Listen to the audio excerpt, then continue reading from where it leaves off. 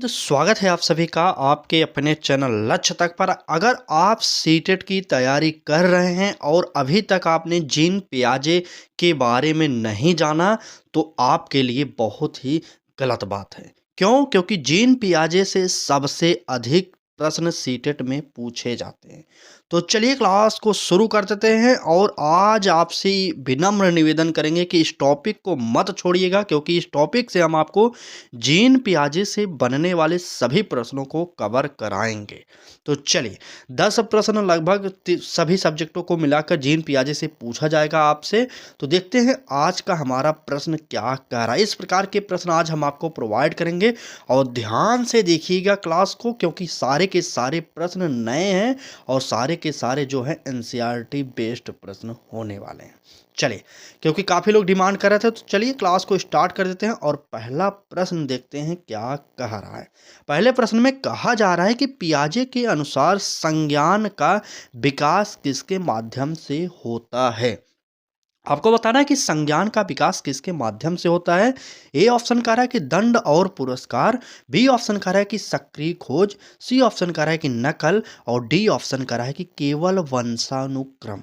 देखिए, संज्ञान किसे कहते हैं सबसे पहले आपको यह जानना चाहिए। जल्दी से कमेंट करिए इस प्रश्न का उत्तर क्या होने वाला है।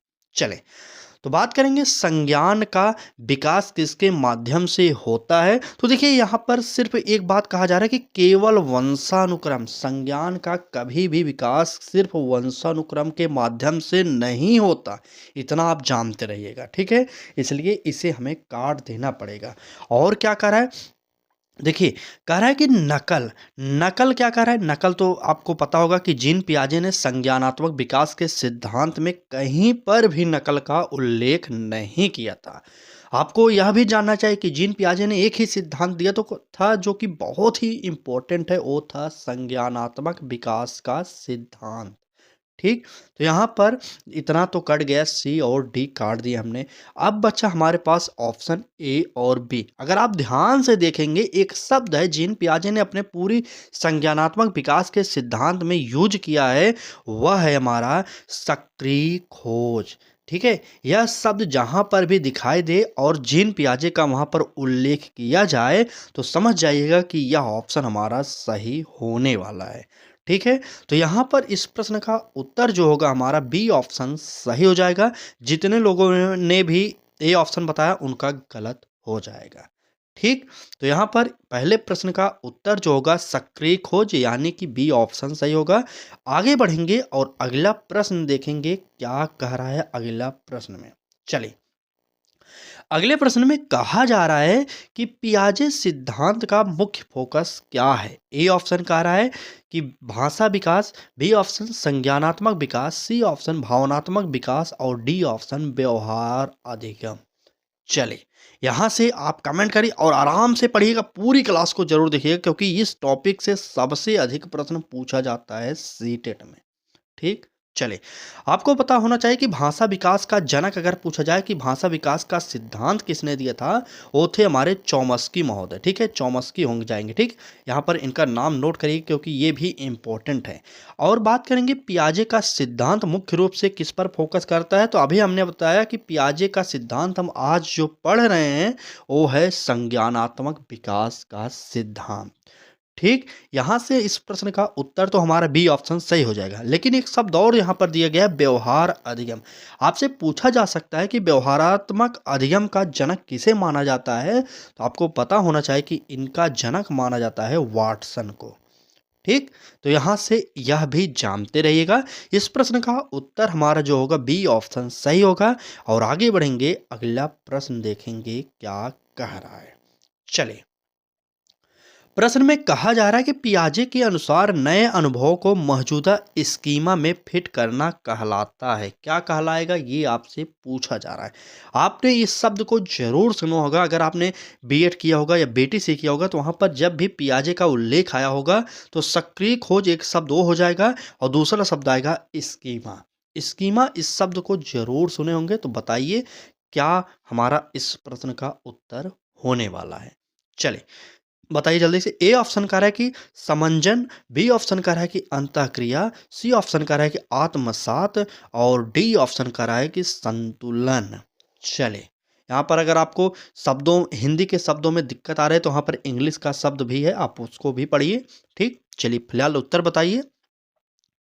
चलिए, जल्दी से कमेंट करते रहिए, ABCD में उत्तर बताइए कौन सा हमारा उत्तर सही होने वाला है। चलिए, तो यहाँ पर बात करेंगे नए अनुभव को मौजूदा स्कीमा में फिट करना क्या कहलाता है। तो जब नए अनुभव को मौजूदा स्कीमा में अगर हम फिट करेंगे तो मतलब उसे हम आत्मसात कर रहे हैं। ठीक है, आत्मसात करेंगे, इसलिए इस प्रश्न का उत्तर हमारा जो होगा सी ऑप्शन सही हो जाएगा। ठीक, देखिए हम जो भी इम्पोर्टेंट टॉपिक है जैसे जीन पियाजे होंगे, वाइगोत्स्की होंगे, वाटसन होंगे, थॉर्नडाइक होंगे और जो है पॉलव हो गए, इन सभी मनोवैज्ञानिकों को तो पढ़ाएंगे, साथ साथ में और 2-3 इम्पोर्टेंट टॉपिक है जैसे NCF 2005 हो गया और NEP 2020 मतलब न्यू एजुकेशन पॉलिसी जो 2020 में आई, उसे भी हमें पढ़ना है, बहुत ही इम्पोर्टेंट टॉपिक है। और RTE एक्ट 2009। तो इस सभी टॉपिक को हम बारी बारी से आपके सामने लाएंगे, बस आप हमारे साथ जुड़िए। यकीन करिए, यहाँ से प्रश्न जो भी हम आपको कराएंगे सीधे आपकी परीक्षा में देखने को मिलेंगे। ठीक, चलिए आगे बढ़ते हैं, अगला प्रश्न देखते हैं। कह रहा है कि मौजूदा स्कीमा को बदलकर नए अनुभवों के अनुसार बनाना क्या कहलाता है। यहाँ पर देखिए थोड़ा सा शब्द चेंज करके अब आपसे प्रश्न पूछ लिया गया। ध्यान से पहला प्रश्न, इससे पहले हमने जो तीसरा प्रश्न कराया उसे देखे होंगे तो चौथे प्रश्न का उत्तर आप सही देंगे, नहीं तो आप गलती करेंगे। चलिए, कह रहा है कि मौजूदा स्कीमा को बदलकर नए अनुभव के अनुसार बनाना क्या कहलाता है।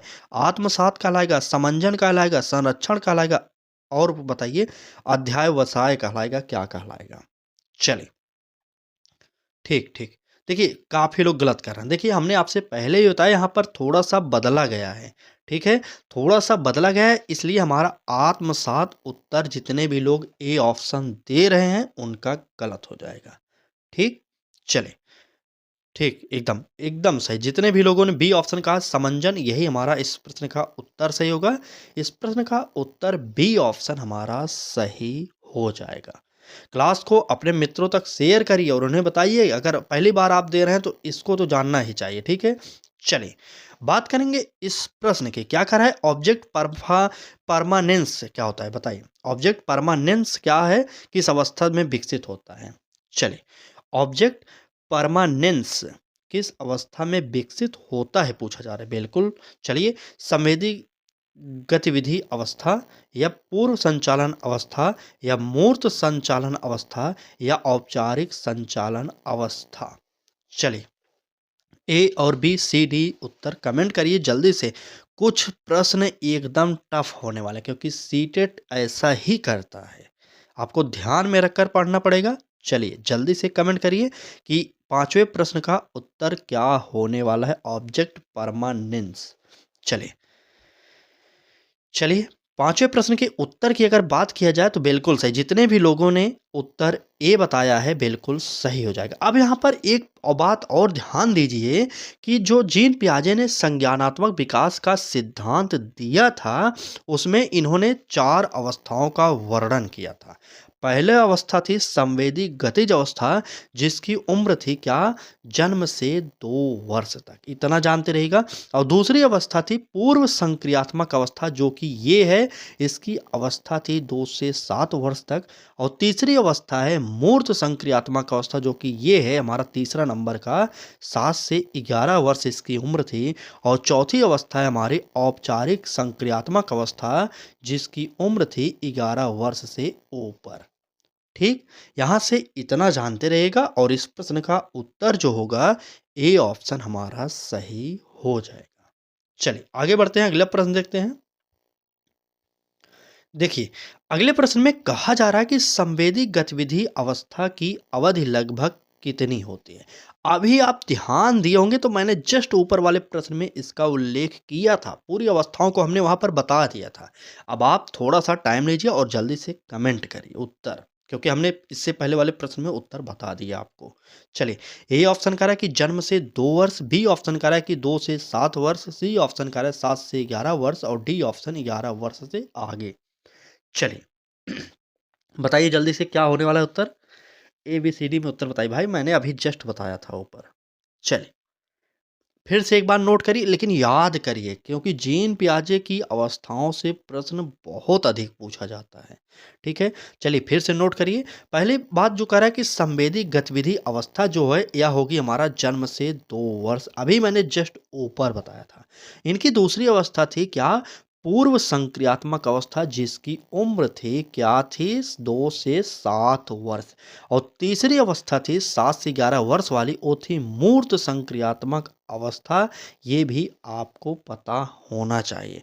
और चौथी और आखिरी अवस्था थी जो, वो थी औपचारिक संक्रियात्मक अवस्था, जिसकी उम्र थी 11 वर्ष से ऊपर। यहाँ से इतना जानते रहिएगा, हम आपको जहाँ पर भी इनकी अवस्थाओं का उल्लेख मिलेगा हम आपको बार बार रिवीजन कराते हुए चलेंगे। ठीक, चलिए फिलहाल इस प्रश्न का उत्तर ए ऑप्शन को सही करिए और आगे बढ़िए। अगला प्रश्न देखते हैं क्या कह रहा है। देखिए शब्द तो बहुत कठिन है, लेकिन अगर आपको इंग्लिश का ये शब्द पहले दिया गया, लेकिन हिंदी यह है, आप समझ लीजिए क्या कह रहा है। इकोसेंट्रिज्म, जिसे आप अहम केंद्रीयता कहते हैं, किस अवस्था में विशेषता है बताइए। चलिए, इकोसेंट्रिज्म किस अवस्था की विशेषता है, ये आपसे पूछा जा रहा है। इकोसेंट्रिज्म का अर्थ क्या होता है? अहम केंद्रिता। ठीक है, बताइए। ए ऑप्शन कह रहा है कि संवेदी गतिविधि, बी ऑप्शन कह रहा है कि पूर्व संचालन, सी ऑप्शन कह रहा है कि मूर्त संचालन और डी ऑप्शन कह रहा है औपचारिक संचालन। चलिए कमेंट करिए और उत्तर जल्दी से बता दीजिए कि उत्तर क्या होने वाला है इस प्रश्न का। इकोसेंट्रिज्म, जल्दी बताइए। चलिए बिल्कुल सही। इकोसेंट्रिज्म जिसमें अहम केंद्रिता होती है, वह अवस्था कौन सी है? तो पूर्व संचालन अवस्था हो जाएगी। यहाँ पर नोट करिएगा, यहाँ पर इस प्रश्न का उत्तर जो होने वाला है, बी ऑप्शन हमारा सही हो जाएगा। चलिए आगे बढ़ते हैं, अगला प्रश्न देखते हैं क्या कह रहा है। अगले प्रश्न में कहा जा रहा है कि संरक्षण का विकास किस अवस्था में होता है? संरक्षण का विकास, जीन पियाजे का संज्ञानात्मक विकास का सिद्धांत जो है, पूरा निचोड़ इस क्लास में हम आपको प्रोवाइड कर देंगे। तो ध्यान दीजिए, अभी क्लास को जितना देख रहे हैं ना, उतना अच्छा है आपके लिए, क्योंकि परीक्षा जिस दिन आपके नज़दीक आएगी, क्योंकि आपको तो पता है कि 8 फरवरी को आपको एग्ज़ाम देना है। जिस तरह से आप तैयारी आज कर रहे हैं, उस तैयारी से तैयारी लास्ट तक आप नहीं कर पाएँगे। क्योंकि जब परीक्षा की डेट नज़दीक आती जाएगी, तब आपका टेंशन बढ़ता जाएगा, ठीक है?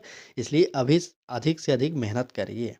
और जितने भी लोगों ने अभी तक फॉर्म नहीं भरा, तो उनसे निवेदन करेंगे कि फॉर्म जल्दी से अप्लाई करिए और जल्दी से पढ़ाई में लग जाइए, समय बहुत कम है।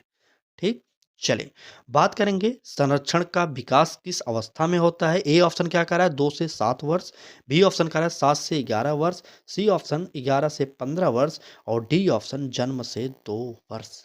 चलिए बताइए क्या होगा यहाँ पर? संरक्षण का विकास किस अवस्था में होता है? तो यहाँ पर आपको पता होना चाहिए कि संरक्षण का जो विकास होता है 7 से 11 वर्ष की अवस्था में होता है। इसलिए इस प्रश्न का जो उत्तर होगा, बी ऑप्शन सही हो जाएगा। ठीक, क्लास अच्छी लग रही हो तो लाइक जरूर करिए और अपने मित्रों तक शेयर करिए इस क्लास को, और चैनल पर पहली बार आए तो सब्सक्राइब कर लीजिए, क्योंकि यहाँ पर हम आपको सीटेट के महत्वपूर्ण प्रश्नों की प्रैक्टिस सेट और महत्वपूर्ण टॉपिकों को डेली कराते हैं। ठीक, चलें बात करेंगे अगले प्रश्न की। तो कह रहा है कि बच्चों में तार्किक मानसिक प्रक्रियाएं कब विकसित होती हैं? लॉजिकल थिंकिंग जिसे आप कहते हैं, वह बताइए कि कब विकसित होती हैं?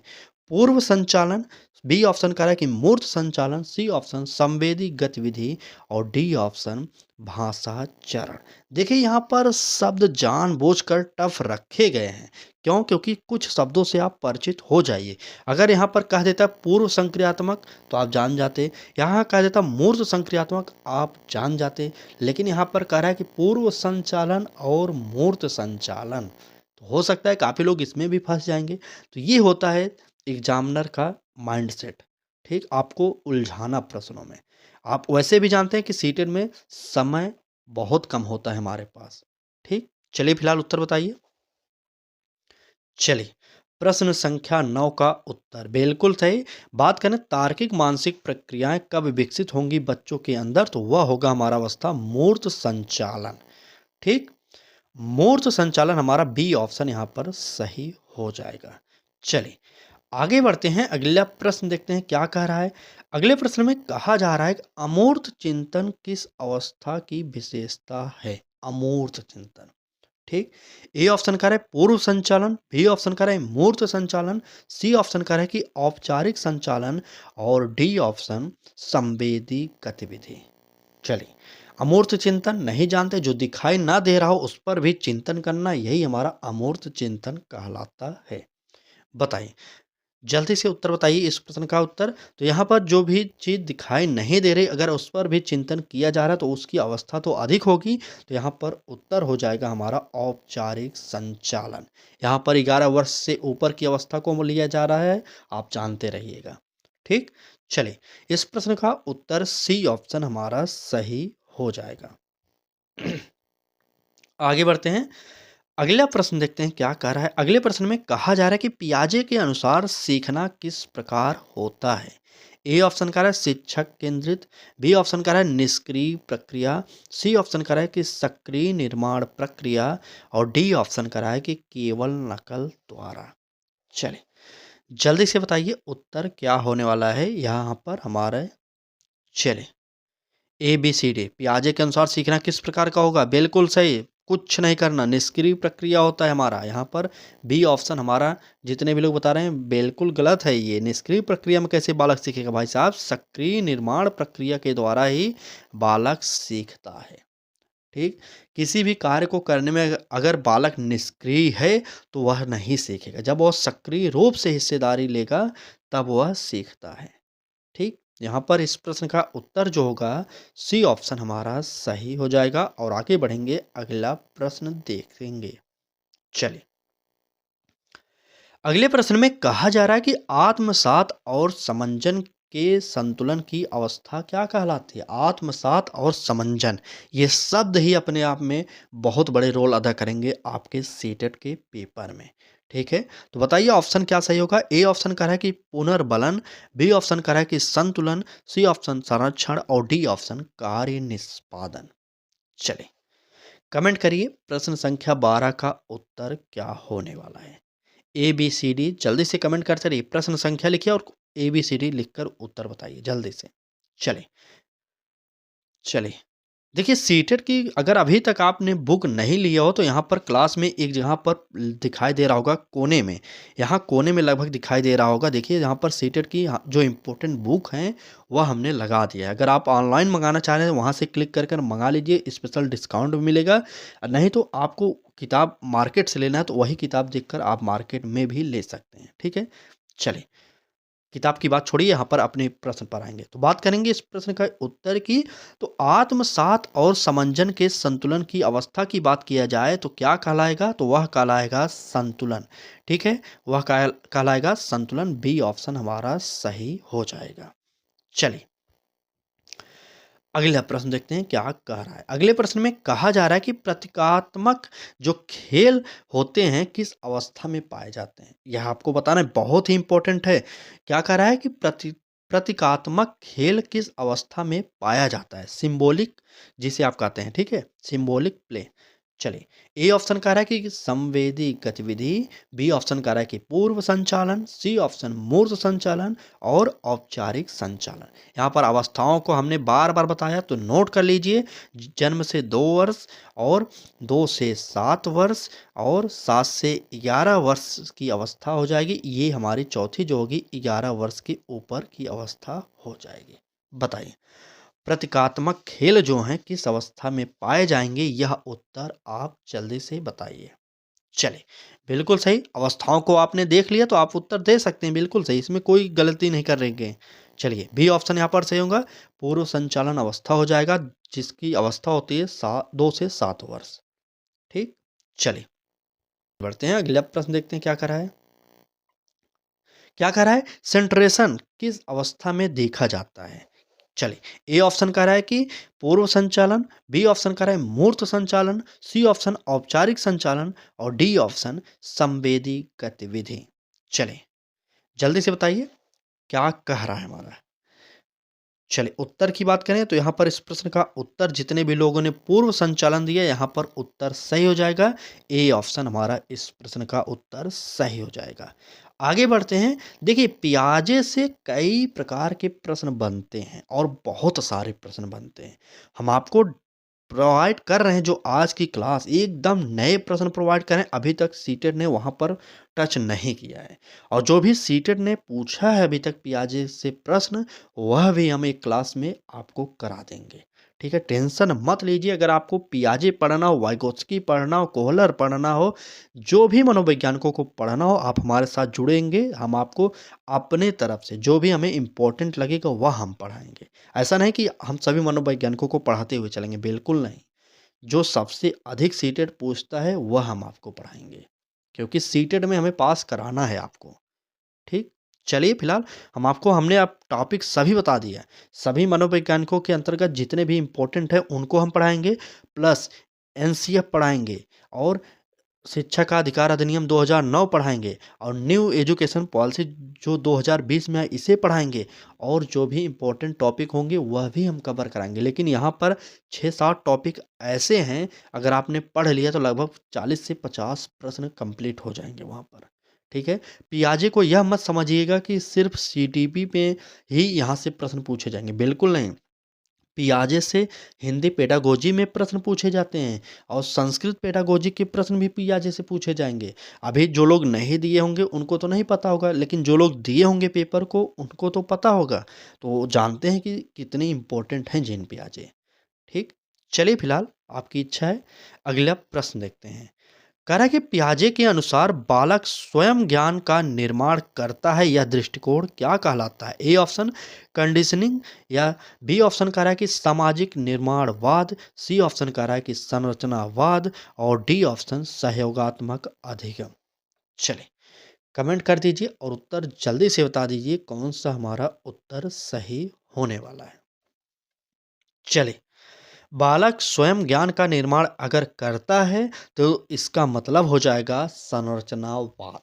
ठीक है, यहाँ पर उत्तर जो होगा हमारा क्या हो जाएगा, सी ऑप्शन सही हो जाएगा। चलिए, आगे बढ़ते हैं। अगला प्रश्न देखते हैं क्या कह रहा है। अगले प्रश्न में कहा जा रहा है कि संवेदी गतिविधि अवस्था का मुख्य कार्य है। क्या कार्य है। ए ऑप्शन कह रहा है कि तार्किक चिंतन, बी ऑप्शन भाषा विकास, सी ऑप्शन इंद्रियों व क्रियाओं से अनुभव बनाना, सी डी ऑप्शन अमूर्त चिंतन। चलिए, संवेदी गतिविधि अवस्था का मुख्य कार्य आपसे पूछा जा रहा है। कार्य जल्दी से बताइए, कमेंट करिए। तो बिल्कुल सही, यहाँ पर तार्किक चिंतन नहीं होगा, और जितने भी लोगों ने भाषा विकास किया यह भी हमारा गलत होगा, और अमूर्त चिंतन भी गलत हो जाएगा। उत्तर जो निकलेगा, इंद्रियों व क्रियाओं से अनुभव बनाना। ठीक, यहाँ पर इस प्रश्न का उत्तर जो होगा सी ऑप्शन हमारा सही होगा। और आगे बढ़ेंगे। कह रहा है, प्रश्न में पूछा जा रहा है कि बच्चा दो वस्तुओं की समानता और भिन्नता पहचान सकता है किस अवस्था में। ए ऑप्शन कह रहा है कि संवेदी गतिविधि, बी ऑप्शन पूर्व संचालन, सी ऑप्शन मूर्त संचालन, और डी ऑप्शन औपचारिक संचालन। जल्दी से कमेंट करिए और उत्तर यहाँ पर आप जल्दी से बताते हुए चलिए कि कौन सा उत्तर यहाँ पर हमारा सही हो जाएगा। प्रश्न संख्या 18 का यह उत्तर जल्दी बताइए। चलिए, देखिए, हमने सभी अवस्थाओं का जिक्र आपसे पहले भी किया था, यहाँ पर फिर से एक बार नोट कर लीजिए। पहली अवस्था होगी जीन पियाजे की संवेदी गतिविधि अवस्था, जिसकी उम्र होती है जन्म से 2 वर्ष की। दूसरी अवस्था होगी पूर्व संचालन, जिसे आप पूर्व संक्रियात्मक भी कहते हैं, जिसकी उम्र होती है 2 से 7 वर्ष। और तीसरी अवस्था हो जाएगी मूर्त संक्रियात्मक या मूर्त संचालन। शब्दों को समझते हुए चलेगा, जिसकी उम्र होती है 7 से 11 वर्ष। और आखिरी अवस्था होगी औपचारिक संक्रियात्मक अवस्था, जिसकी उम्र होती है 11 वर्ष से ऊपर। यानी कि कह सकते हैं लगभग 15 वर्ष तक यह मान सकते हैं, ठीक है। लेकिन जहाँ पर ऑप्शन आपको मिलेगा 11 वर्ष से ऊपर, वही हमारा औपचारिक संक्रियात्मक अवस्था हो जाएगा। और इस प्रश्न का उत्तर भी हमारा औपचारिक संक्रियात्मक अवस्था डी ऑप्शन सही हो जाएगा। ध्यान से पढ़िए, क्योंकि सीटेट समझने की चीज है, रटने की नहीं। हम अपने हर क्लास में यही आपको बताते हुए चलते हैं। चलिए बात करेंगे अगले प्रश्न की। तो कह रहा है कि पियाजे का सिद्धांत किस प्रकार का सिद्धांत है? क्या मनोविश्लेषणात्मक है, या अधिगम सिद्धांत है, संज्ञानात्मक विकास है, या सामाजिक अधिगम है? चलिए जल्दी से कमेंट करिए और उत्तर आपको बताना होगा कौन सा उत्तर हमारा यहाँ पर सही होने वाला है। चलिए बताइए। बिल्कुल सही। जितने भी लोगों ने यहाँ पर देखिए, ये प्रश्न तो एकदम सिंपल सा था। उत्तर हमारा संज्ञानात्मक विकास का सिद्धांत हो जाएगा। सी ऑप्शन हमारा यहाँ पर सही हो जाएगा। आगे देखेंगे अगला प्रश्न क्या कह रहा है। अगले प्रश्न में कह रहा है कि पूर्व संचालन अवस्था की आयु सीमा क्या है? शब्द बदल दिया गया, मैंने बार बार बताया, फिर से नोट कर लीजिए। पहली अवस्था जीन पियाजे के जन्म से 2 वर्ष की जो है वो है संवेदी गतिज अवस्था, ठीक है।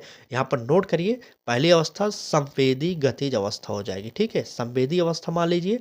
और दूसरी अवस्था हो जाएगी पूर्व संचालन की अवस्था, जिसे आप कह रहे हैं इस प्रश्न में। यहाँ पर इस प्रश्न का उत्तर जो होगा बी ऑप्शन, जन्म से। जितने भी लोगों ने उत्तर ए ऑप्शन बताया जन्म से 2 वर्ष, बिल्कुल गलत है भाई साहब। अभी मैं बता रहा हूँ, सुनिए तो आप एक बार।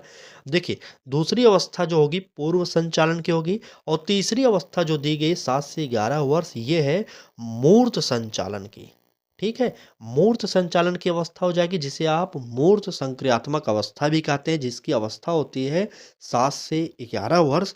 और चौथी और आखिरी अवस्था हो जाएगी औपचारिक संक्रियात्मक अवस्था, जिसकी उम्र 11 वर्ष से ऊपर की होती है, ठीक है। समझ गए ना? चले, समझ गए हो तो लाइक करिए एक बार क्लास को। फिलहाल आगे बढ़ते हैं और अगला प्रश्न देखते हैं क्या कह रहा है। चलिए अगले प्रश्न में कहा जा रहा है बच्चे में जादुई सोच किस अवस्था में मिलती है? बहुत ही इंपॉर्टेंट प्रश्न है, ध्यान से सुनिएगा, क्योंकि ये प्रश्न एकदम नया है। क्या कह रहा है कि जादुई सोच किस अवस्था में मिलती है? चलिए बताइए। ए ऑप्शन कह रहा है कि संवेदी गतिविधि अवस्था, बी ऑप्शन कह रहा है पूर्व संचालन, सी ऑप्शन कह रहा है मूर्त संचालन, और डी ऑप्शन कह रहा है औपचारिक संचालन। चलिए जल्दी से बता दीजिए उत्तर क्या होने वाला है यहाँ पर हमारा। ए बी सी डी में से उत्तर कमेंट करिए, जल्दी से आप लोग कमेंट करिए, जल्दी जल्दी। चलिए बिल्कुल सही बात करेंगे। अगर बच्चे में जादुई सोच, जिसे आप मैजिकल थिंकिंग कहते हैं, कब विकसित होगी, तो वह अवस्था हो जाएगी पूर्व संचालन अवस्था, जिसे आप पूर्व संक्रियात्मक की अवस्था भी कहते हैं, जिसका जन्म मतलब 2 से 7 वर्ष इसकी उम्र सीमा होती है, पूर्व संचालन की अवस्था की। ठीक, क्लास अच्छी लग रही है कि नहीं, ये आप बताते हुए चलिएगा, क्योंकि जीन पियाजे को हम अभी एक क्लास में कंप्लीट नहीं कर सकते। हम आपको इस प्रकार से 2-3 क्लासेज लाएंगे। ऐसा नहीं करना कि हमें पूरी मैराथन ही प्रोवाइड कर देना है और आप समझे ही ना, ऐसा बिल्कुल नहीं करेंगे हम। हमारे साथ आप जुड़े हैं तो हम आपको उतना ही पढ़ाएंगे जितना आप समझ लें और अच्छे से उसे हमेशा के लिए अपने दिमाग में बैठा भी लें, ठीक है। तो चलिए बढ़ाते हैं क्लास को आगे। इस प्रश्न का उत्तर जो होगा बी ऑप्शन हमारा सही हो जाएगा। चलिए अगले प्रश्न देखेंगे क्या कर रहा है। बच्चे को संरक्षण समझ में आने लगता है जब? संरक्षण बालक कब समझता है, ये आपसे पूछा जा रहा है। ए ऑप्शन कर रहा है कि वह एक गुण पर ही ध्यान देता है, बी ऑप्शन कर रहा है वह प्रतिलोमन को समझता है, और सी ऑप्शन कर रहा है वह प्रतीकों से खेलता है, और डी ऑप्शन वह नकल करता है। चलिए बताइए कि बच्चे को संरक्षण समझ में कब आने लगता है, यही आपको कमेंट करके उत्तर जल्दी से बता देना है। चलिए ए बी सी डी में उत्तर बताइए भाई साहब आप लोग जल्दी से। बिल्कुल सही, जब वह प्रतिलोमन को समझने लगता है। बिल्कुल सही भाई साहब, आपने उत्तर एकदम सही दिया है। चलिए यहाँ पर बी ऑप्शन हमारा इस प्रश्न का उत्तर सही हो जाएगा। आगे बढ़े, चलिए देखिए अगला प्रश्न देखेंगे क्या कह रहा है कि औपचारिक संचालन अवस्था कब प्रारंभ होती है। देखिए मैंने पूरी अवस्थाओं को बता दिया, अब आप बताइए इस प्रश्न का कमेंट बॉक्स में उत्तर। चले 2 वर्ष, 7 वर्ष, 11 वर्ष, 15 वर्ष। चलिए बताइए औपचारिक संचालन अवस्था कब प्रारंभ होती है। आज की क्लास का हमारी आखिरी प्रश्न है यह। बताइए उत्तर इसका आप जल्दी से 10 सेकंड का समय लीजिए और उत्तर बताइए। मैं इसमें आपको 20 सेकंड दे रहा हूँ, चलिए बताइए। क्योंकि मैंने बार बार इस क्लास में मैंने जहाँ पर भी जीन पियाजे के संज्ञानात्मक विकास की अवस्थाओं का उल्लेख किया गया था, हमने हर बार पूरे विस्तार से बताया। इस बार आप बताइए, चलिए लिख कर बताइए। 2 वर्ष, 7 वर्ष, 11 वर्ष, 15 वर्ष, जल्दी से बताइए। ABCD उत्तर यहाँ पर मत दीजिए, लिखिए 7 वर्ष, 8 वर्ष, 11 वर्ष, जो भी ऑप्शन है वह उत्तर बताइए। चलिए क्योंकि आखिरी प्रश्न है तो थोड़ा सा समय हम यहाँ पर लगा सकते हैं। देखना चाहते हैं कितने लोगों ने ध्यान से इस क्लास को देखा है, और जो लोग इस प्रश्न का कमेंट बॉक्स में उत्तर देंगे हम समझ जाएंगे कि आप लोग इतने ही लोग हैं जो सीरियसली पढ़ाई कर रहे हैं। ठीक, चलिए फिलहाल अब हम आपको उत्तर बताने चल रहे हैं। नोट कर लीजिए कि औपचारिक संचालन की अवस्था जो होती है 11 वर्ष से स्टार्ट हो जाती है, 11 वर्ष से ऊपर चलती है। ठीक, तो यहाँ पर इस प्रश्न का उत्तर हमारा जो होगा सी ऑप्शन सही हो जाएगा। चलिए आज की क्लास में बस इतने ही प्रश्न थे। बाकी जीन पियाजे अभी समाप्त नहीं हुए हैं। जीन पियाजे से अभी बहुत सारे प्रश्न हम आपको कराएंगे, लेकिन उतने ही प्रश्न डेली कराएंगे जितने आप समझ सकते हैं आसानी से। तो जुड़ जाइए, क्लास अच्छी लगी तो लाइक करिए। चैनल पर पहली बार अभी तक आपने सब्सक्राइब ना किए तो सब्सक्राइब कर लीजिए, क्योंकि यहाँ पर आपको सीटेट की फ्री तैयारी कराई जा रही है जब तक आपकी परीक्षा ना हो जाए। और सभी महत्वपूर्ण टॉपिक देखिए हमारे प्लेलिस्ट पर जाकर, वहाँ पर आपको मिल जाएंगे। चलें, अभी तो मान लीजिए बहुत ही इम्पोर्टेंट टॉपिक नहीं आए, फिर भी हमने सभी सब्जेक्टों को लेकर प्रैक्टिस सेट कराया है। लेकिन अब हम स्टार्ट करें, आज की यह पहली क्लास से ही स्टार्ट कर दिए हैं इम्पोर्टेंट टॉपिकों को। सभी मनोवैज्ञानिकों को पढ़ेंगे जो इम्पोर्टेंट होंगे, और NCF पढ़ेंगे, RT एक्ट पढ़ेंगे, NAP पढ़ेंगे। सारे के सारे सब्जेक्ट आज हम आपको बताएंगे टाइम टेबल। ठीक है, तो तैयार रहिए, चैनल को सब्सक्राइब करिए। कल फिर मिलेंगे एक नए क्लास के साथ, तब तक के लिए धन्यवाद।